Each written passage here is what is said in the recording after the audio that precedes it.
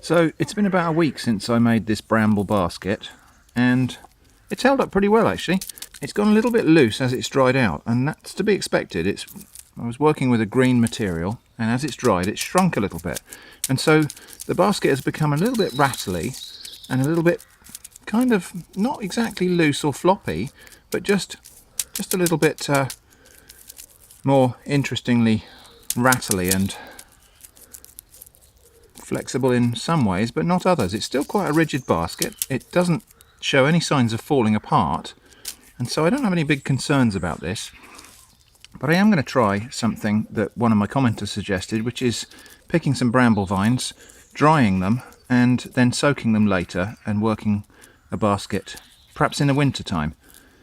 So I'm going to get out today and pick some more bramble vines, and we'll coil them up and dry them in the garage, and then we'll soak them sometime later in the winter, and we'll try making another basket, maybe for some spring foraging. So that's basket news. We'll get out and pick some more bramble vines, and I'll show you the result of that harvest today, and we'll have a look at the result of the basket making obviously later. Okay, so I'm just going to pick a bunch of blackberry stems, and I'm going to coil them a bit like you coil cables actually, just around themselves like this to form a very broad loop.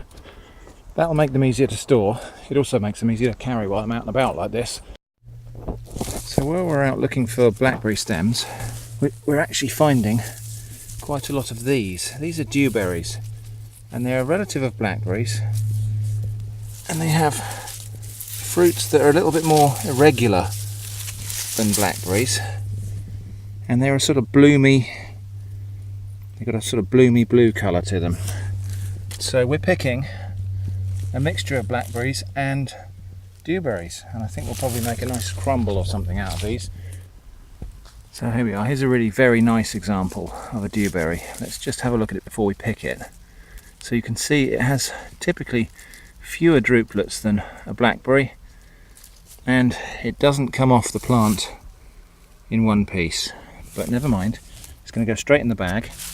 We won't have the opportunity to wash those, so we are picking them nice and clean as far as we can.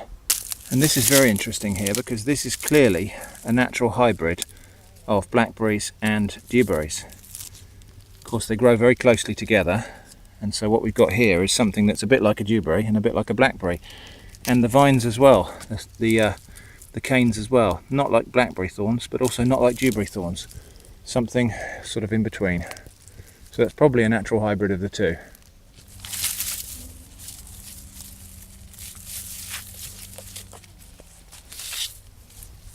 So we've done okay for dewberries, and my fingers are now completely stained with the juice. But I often think, you know, if you go out berry picking and you don't end up with juice all over your fingers, you're probably not having a very good day.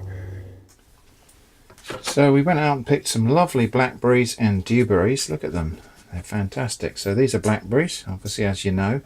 These are dewberries. You might not know them. They're similar to blackberries, but they've got a kind of bluish bloom to them. Slightly different flavour.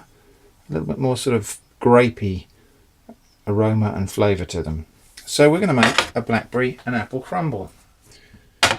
So I've got myself an oven-proof dish.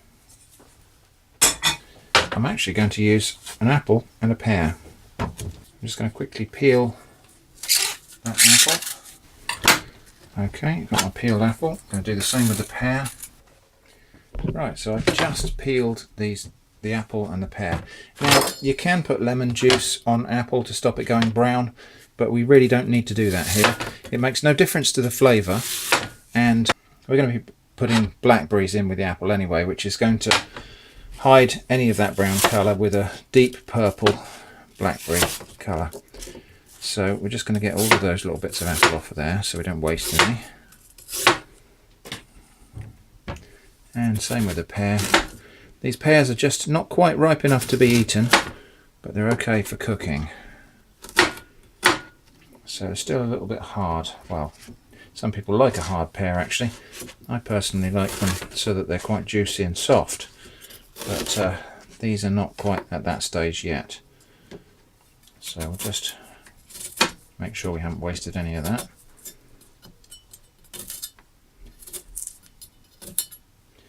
Okay. Eva, will you shut up? Okay, and I'm just going to chop this up into very small pieces here because I'm not going to pre-cook any of this apple and pear. It's going to cook along with the blackberries underneath the crust. So we'll just chop it up. Eva, will you be quiet?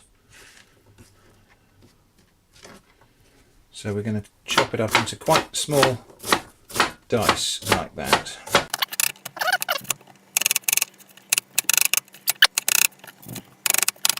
Right, there we go. So that's one apple, one pear. And I'm just going to put those into our oven-proof dish in the bottom there like that.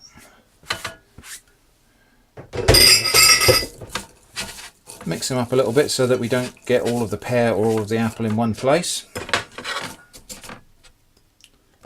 And then the berries straight on top. Now, I didn't wash these berries because dewberries, they fall apart when you pick them, so it's not really possible to wash them. So just need to make sure there's a tiny little bit of grass in there, but that'll do. They don't need washing. They're clean. They've been washed by the rain, and whatever dirt is remaining on there is not going to kill us. So now we need to make a crust. Now, this may not really help, but I'm not even measuring these quantities, so we're just going to throw in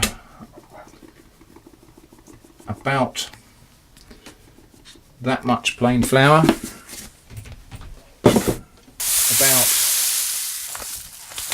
that much white sugar, and about that much butter. I'm just doing this by eye. So what we'll do, I'll show you how this works in a minute.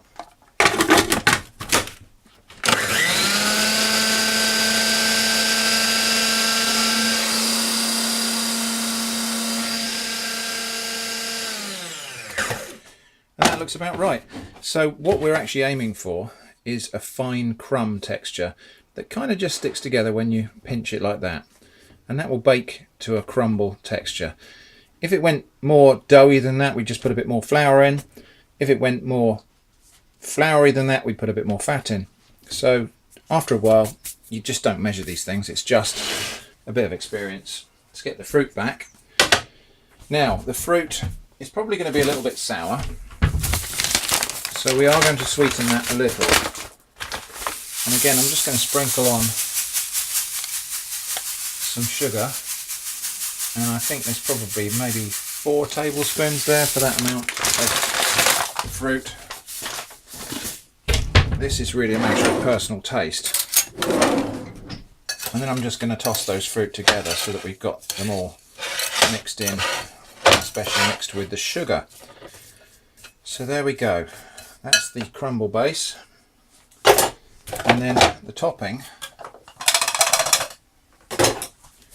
we will just tip on top in one big heap in the middle, like that, and then just spread it out.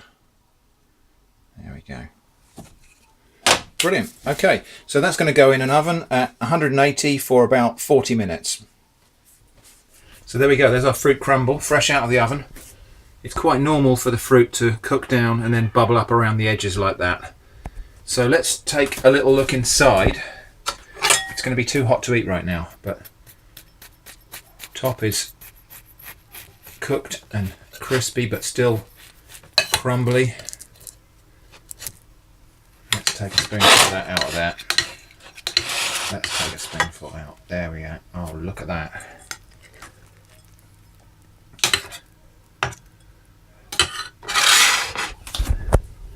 And there we go. Luscious cooked blackberries, dewberries, pears, apples with a crumbly, sweet, biscuity top.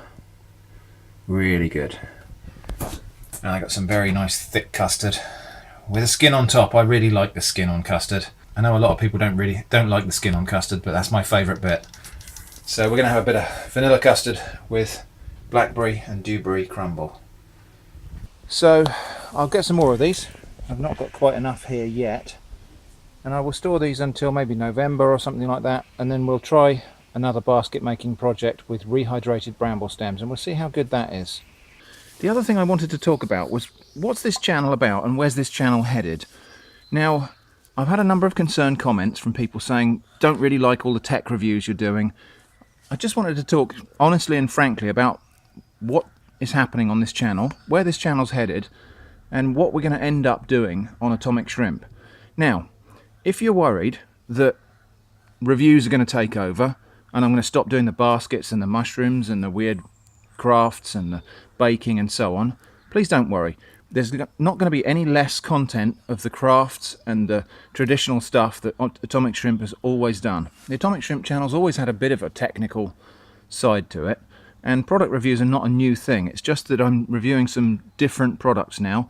Now that the channel's grown a little bit, it's attracted the attention of some people who are willing to give me free samples of things. And so I'm going to be reviewing some of these things, but it's not going to take over from this. So there's going to be a bit of a weird balance, and I understand that that makes it a difficult thing for subscribers, because if you subscribed to see this, this is of no interest to you. And likewise, if you subscribe to see this, then this is of no interest to you. So that's a bit of a quandary for subscribers, and I can only apologise. There's no way for me to split the channel out now. It is what it is, and it's always going to be an eclectic mix of different interests and stuff like that. It's just the stuff I'm interested in, so that's what it's going to be. Sometimes you're going to find I publish videos that you're not interested in at all. Just click past them and go and watch something else. But, you know, stick with me. There's more of this kind of craft and nature and traditional stuff coming. There's no way I intend to stop doing this. Now, if you were hoping that the channel was going to turn into a review channel and I was going to do nothing but tech reviews, well, I'm sorry, I'm not doing that either.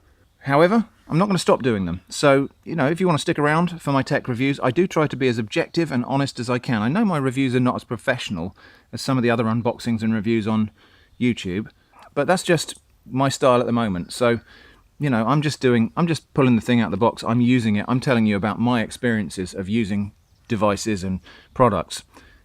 Like it or hate it, you know, make your own mind up. It's just what I'm going to do. So I hope that's made my position clear. It's a weird balance here at Atomic Shrimp, but that's what Atomic Shrimp is about. It's about different things, and it will always be about different things. It's always going to be an odd mix. The name itself, Atomic Shrimp, is an odd mix of stuff. So I hope you'll stay with me for the journey. Thanks for watching, and I hope to see you again soon.